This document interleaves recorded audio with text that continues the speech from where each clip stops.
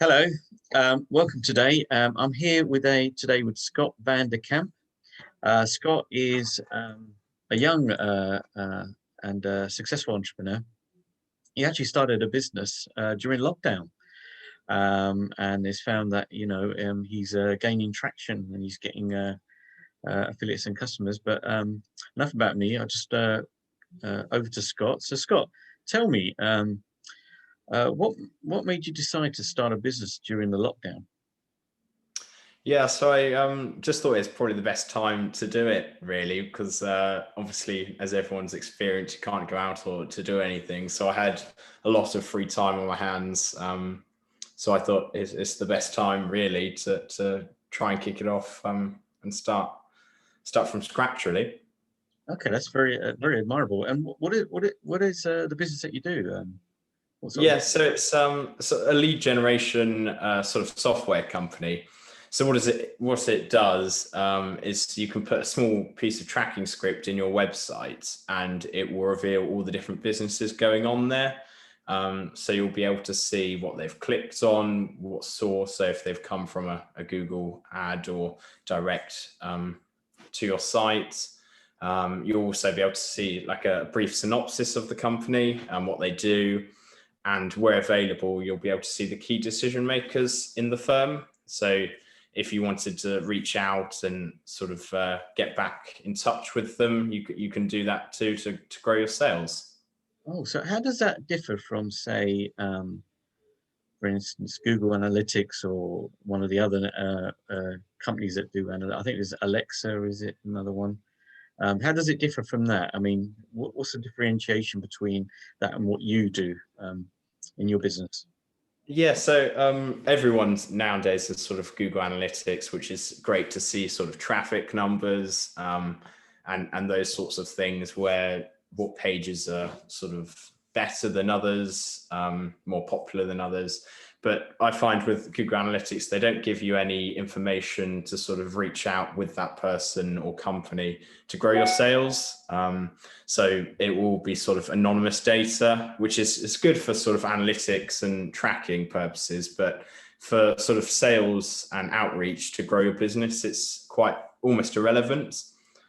So that's where sort of my company comes in, where you can sort of reveal the company in question. Ah, And then you can sort of get in touch with that warm lead and hopefully grow your business.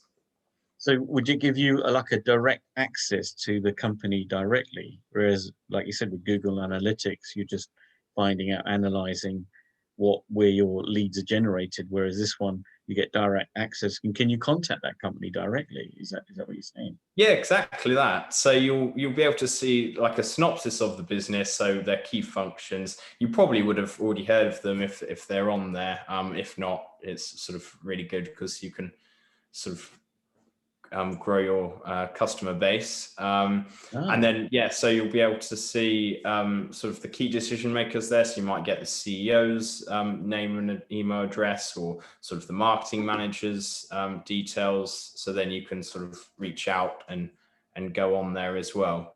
So how it works is sort of reverses the company VPN. So if a business is working from their office or remotely through a VPN, it will come up with that business has been on your site.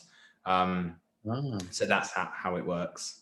That's very interesting. And how did you come up with the idea of this business? It really sounds really innovative. I mean, what led you to think about this business? Because it seems like you found a really good niche.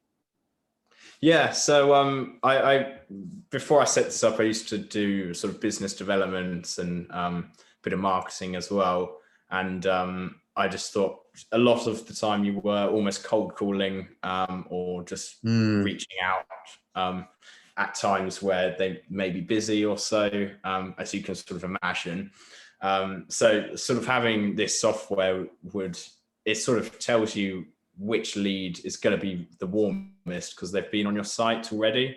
So they sort of had a browse and they're interested. So that's where sort of you can give that information to your sales team, and it won't be a sort of a reactionary call because they almost expect it. They might appreciate the call because they're already inquiring about your service or product. So rather, sorry, go on, you were saying. Yes, no, go on. I was just saying, so what you've basically done is you found a way to, in effect, turn like a cold call into more of a warm lead. So it's not someone you're phoning up and saying, "Hi, Mr. Smith or Mr. Smith or Mr. Jones, I've got a product or service that I want to sell to you." You basically have already, they're sort of like you said, expecting the call in this case, and they're more willing to speak to you. Whereas when you're doing a cold call, it's just more of a numbers game. But I don't know if anyone's been in sales. I used to be an estate agent, so I know exactly what you're talking about. So that's a really good. And how did you get your first client? How did that work? How did you? Yeah, so starting out, it can be quite difficult.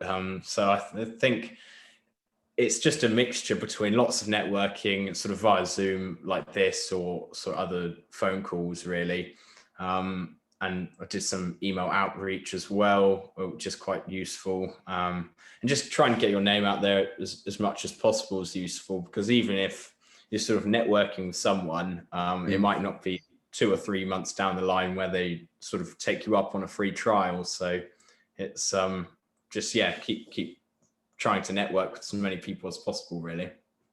And when you set up the business, were you still working for your employer, or did you just migrate to the business full time? Just so for our viewers out there, it's just. Yeah, so I just took the plunge straight away and did it, sort of left the company that I was working at and set it up. But I think it does depend on the individual, because as I said, it was lockdown, so I wasn't really having too many expenses. I wasn't going out, so I could afford myself that sort of period of potentially not having an income. But for some people, I think it's good to keep working and get almost as a side hustle, do it in your spare time until you get a core client base where you can potentially make that switch over to full time. So would you say that yours is more of a lead generation company as opposed to a digital marketing agency, or does it encompass that? Because there's a lot of people out there. I mean, digital skills are the skills of the future now. More and more people are going online, like you said, with the lockdown. And even if people do go back to work, it's all networking online rather than face to face. So would you say that in essence, you're more of a lead generation company because you've got a niche market, which is, I've got to say, very admirable what you've done, as opposed to a fully fledged digital marketing agency?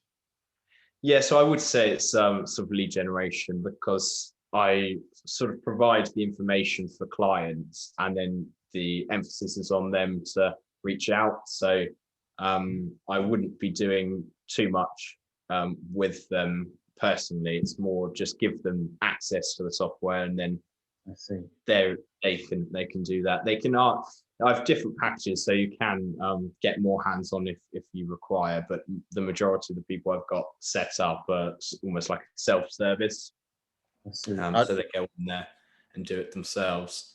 And with this lead generation company, you're looking to offer more services in the future, or will you be focusing more on the lead generation?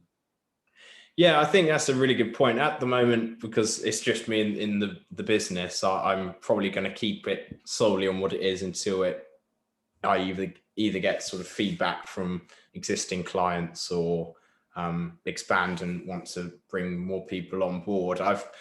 What I've done with some clients who are slightly smaller is, if they're not getting much traction or many leads on the portal, I sort of offer a bit of SEO services, or ways so then they can organically or paid through Google increase their traffic to the website. Because how the software works, it will only reveal the leads from the traffic you're already receiving. So it sort of depends on how effective it will be, depends on your organic or traffic you get to the website already.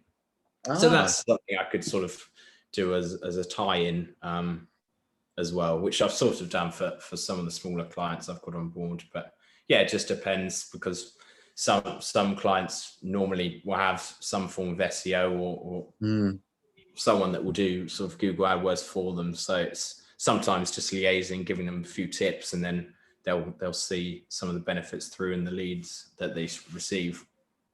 Who's your actual target market? Is it mostly small to medium sized businesses, or do you have corporate clients, or just is it a mixture of Yeah, the two?